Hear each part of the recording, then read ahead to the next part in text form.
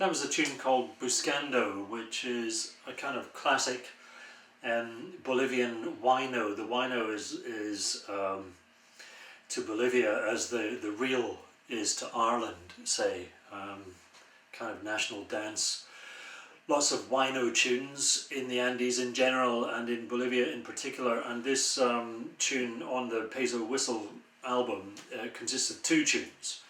And I'm going to try and get to both of those, but let's start with the first one, a tune which is, I'm going to demonstrate the ornamentation of it and maybe just kind of slow it down a bit and if you like, demonstrate it by ear so that you can learn it by ear. It's quite a simple tune. The first phrase goes like this.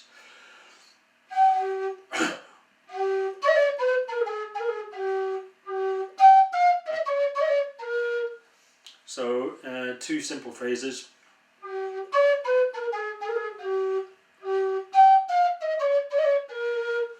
And you'll notice a bit of ornamentation in there. I can do more, but this is keeping it simple. So there are two ornaments in that phrase.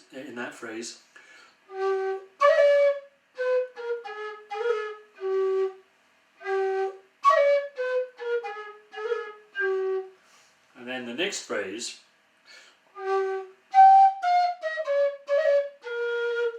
that's only got one in, but it's the same one that was in the first phrase. That one. So it's the note just before the last note of the phrase has that little ornament on it. But I can put more ornaments in, and I probably would do.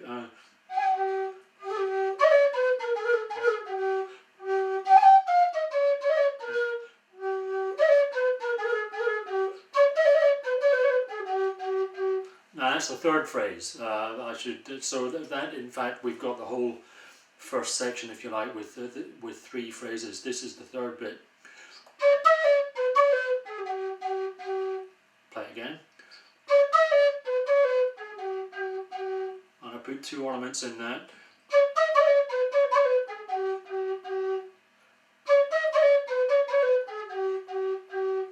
So I'll play the whole of the tune.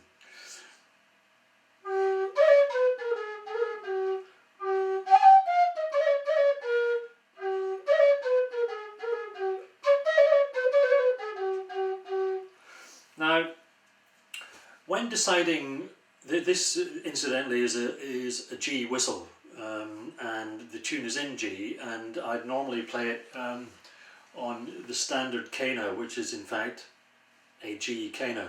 So the fingering there is the same, but there are certain things that you can't do on the whistle, which you could do on a Kena, because a Kena has got a thumb hole.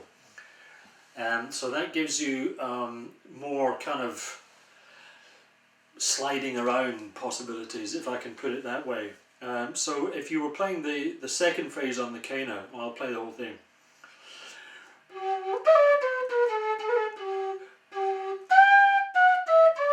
On that second phrase you can go, you can slide up to that top note. And you can't do that on a G whistle because there's no option. You can't slide up from a C sharp to a D. So how do you get around that? Well, I got around it on the record by simply playing it on a low D, and then you've got different fingering. You start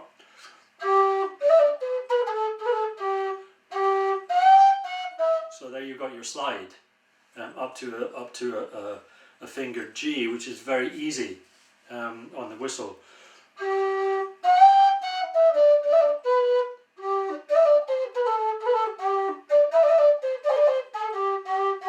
And all the other ornaments can be done. So what you've in fact got by switching to a low D is that you've gained an ornament possibility. All the other ones, you've gained that one.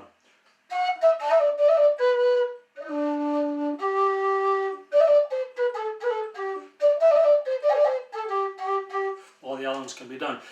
So yeah, that's just a point about keys of whistles.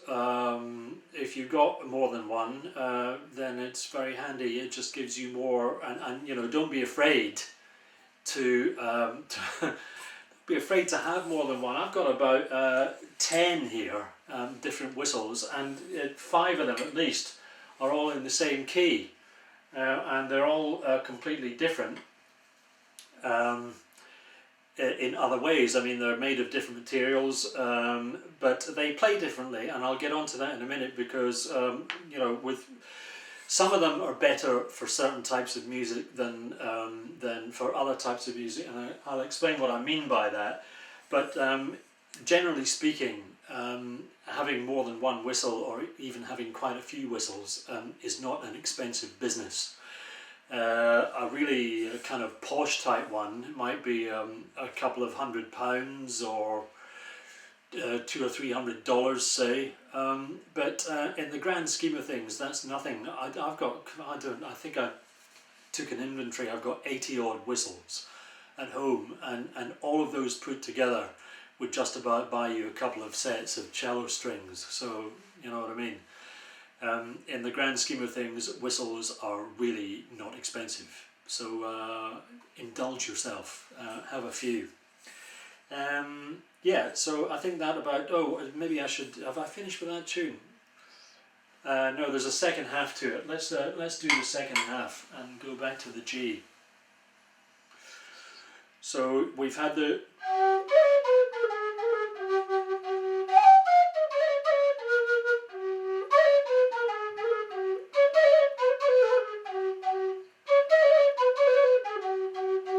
That's it. And then the second half goes...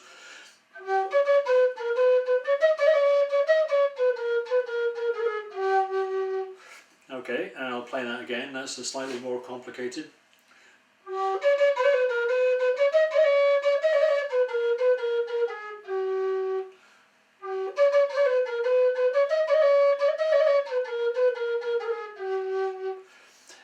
So that plays twice, and then you've got the next bit that goes...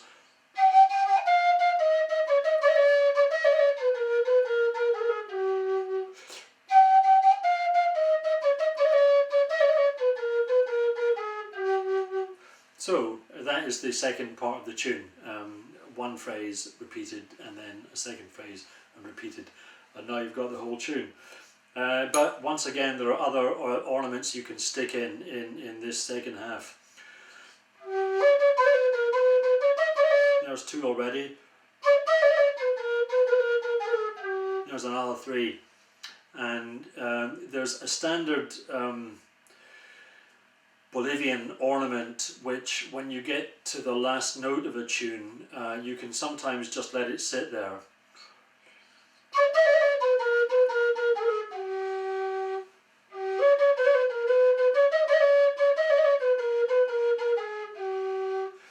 But there's tons of other things you can do with that last note. Instead of just going, you can go,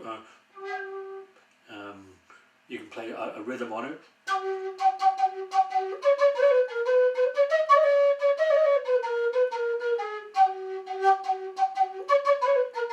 So that the rhythm of the tune never actually stops, so you don't get to the last note and just sit down on it. You keep the thing going, and here's another one. That's a standard one. So instead of just playing, you play, or what's another one? That's another one.